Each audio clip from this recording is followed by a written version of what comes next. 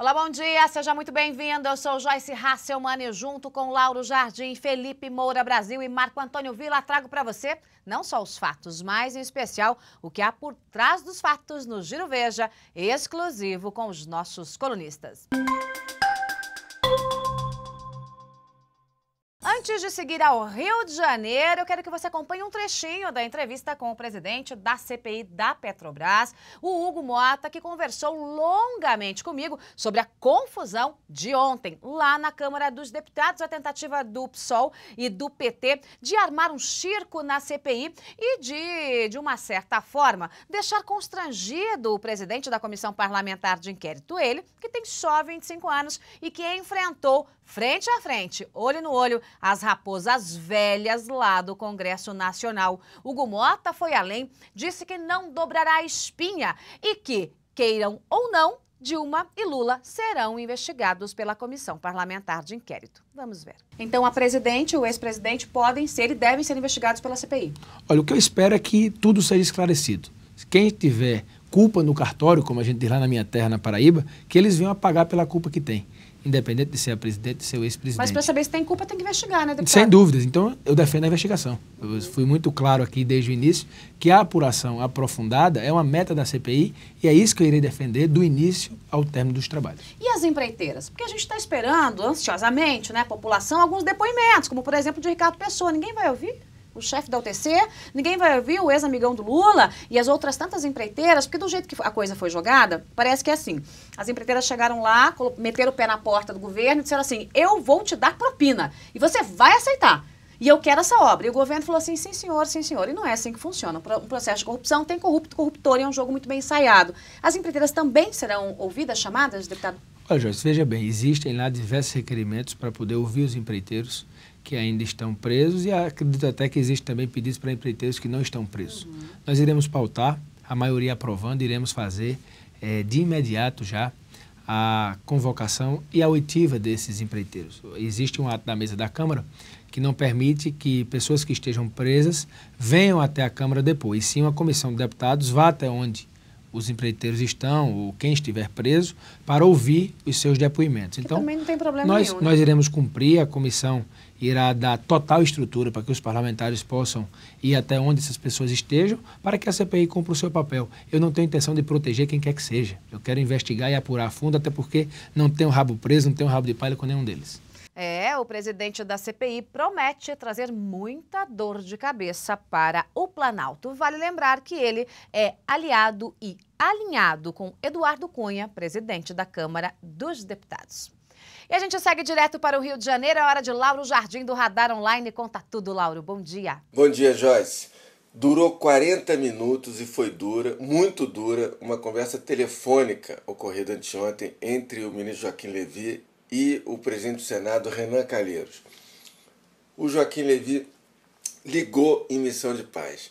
Ele queria baixar a temperatura, que na véspera tinha chegado ao auge com a decisão do Renan de devolver a MP que reduzia a desoneração da folha de pagamentos. Mas o papo já começou mal. Disse o Levy: bom dia, presidente. Olha aqui, daqui a meia hora eu vou receber o governador de Alagoas. O Levy estava tentando ser simpático ao se referir ao filho do Renan. Mas o Renan devolveu a saudação com uma pedra. Ministro, eu sou presidente do Congresso, não sou governador de Alagoas. E por aí seguiu a conversa, aos trancos e barrancos. Aos mais próximos, o Renan tem reclamado que o governo fala de Alagoas, e não teria sido a primeira vez, já numa outra conversa com o ministro Mercadante aconteceu a mesma coisa, como uma espécie de chantagem, uma chantagem do tipo: olha, se você não me ajudar aí no Congresso, eu inviabilizo o governo do seu filho. Já no Palácio Planalto a explicação é outra. Conta-se ali que em dezembro o Renan, em conversa com a presidente Dilma e com a Luiz Mercadante, garantiu que não queria cargo nenhum no governo, mas queria um tratamento especial para o Renan Filho, que Alagoas, que o filho dele ia assumir, vivia em estado de penúria financeira. O Renan, nessa conversa, teria citado até a relação que o Lula, quando era presidente, teve com o Eduardo Campos, quando era governador de Pernambuco, como um exemplo do que ele desejava. Bom, para que a relação se recomponha, a relação entre o Renan e o governo, se é que isso vai acontecer, vai ainda demorar muito tempo. Obrigada, Lauro. E ainda no Rio de Janeiro é hora de Felipe Moura Brasil. Bom dia. Bom dia, Joyce. Assim como muita gente, eu quero que a presidente Dilma Rousseff e o PT sejam tirados do poder, e eu entendo perfeitamente a sensação geral de impunidade que esse governo só fez crescer no Brasil, mas é preciso deixar claro de uma vez por todas: o Procurador-Geral da República, Rodrigo Janot, não poderia ter incluído Dilma nessa primeira lista de políticos suspeitos de envolvimento no Petrolão. Isso não é uma questão de vontade, é a Constituição do país. Muita gente acusou o Janot de assar uma pizza, mas ele agiu dentro da lei. Nas primeiras fases de investigação da Operação Lava Jato, e a lista foi baseada só nessas primeiras fases, as citações que envolvem Dilma remetem a um período anterior ao seu mandato na presidência da República. E o parágrafo 4º do artigo 86 diz: o presidente da República, na vigência de seu mandato, não pode ser responsabilizado por atos estranhos ao exercício de suas funções. Ou seja, não pode ser pedida a abertura de inquérito com base em referências ao período em que Dilma não era presidente ainda. Contra isso, ela tem imunidade durante o mandato e a investigação só pode ser feita depois, assim como ela tem imunidade para irregularidades durante o mandato que não estejam vinculadas ao ofício presidencial em si. Mas se cometer crimes como presidente mesmo, pode sim ser investigado. Então não faz sentido algum crucificar o Janot por descartar a investigação dela nesse momento.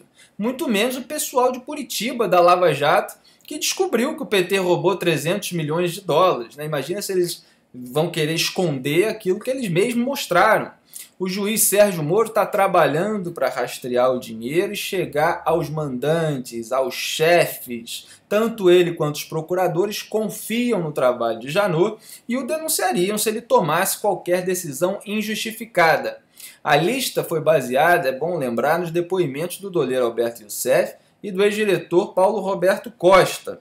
Ainda não entrou toda a planilha do Pedro Barusco, que mostrou a propina entregue a cada partido, especialmente o PT, em cada contrato. E o Barusco era o braço direito do arrecadador do PT, Renato Tucci, o afilhado de José Dirceu.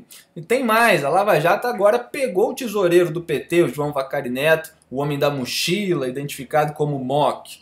Ele vai acabar preso. Um laranja do Youssef depositou em 2008 R$400 mil na conta da mulher dele, Giselda Roside Lima, e quem pagou, na verdade, foi a Toshiba depois de assinar um contrato com a Petrobras para as obras do Comperge.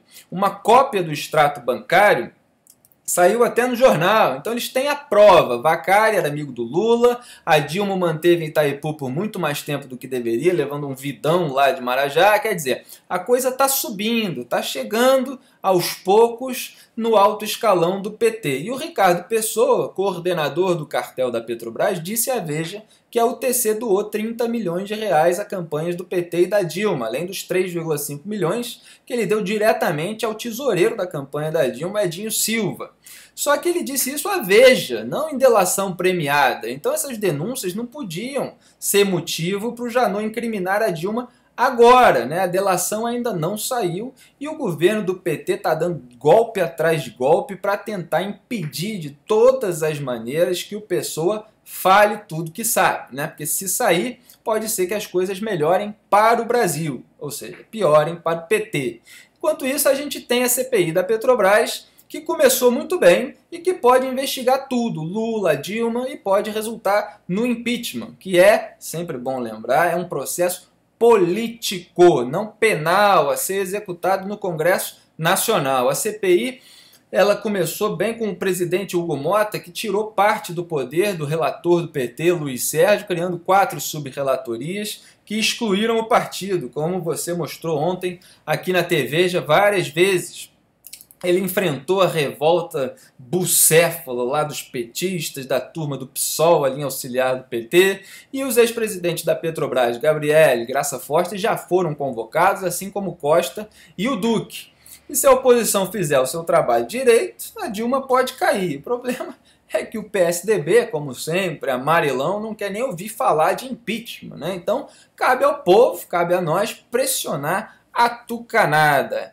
De resto, Joyce, domingo tem Dilma na TV, no Dia da Mulher, e eu sugiro ao Brasil uma grande vaia pelas janelas, com piscadas de luzes, vídeo para a gente colocar depois no YouTube. Eu acho que vai ser um sucesso. Dilma, Muito bem, e com tanta confusão, com as crises política, econômica e institucional acontecendo, o colunista de Veja, Marco Antônio Villa, faz uma aposta.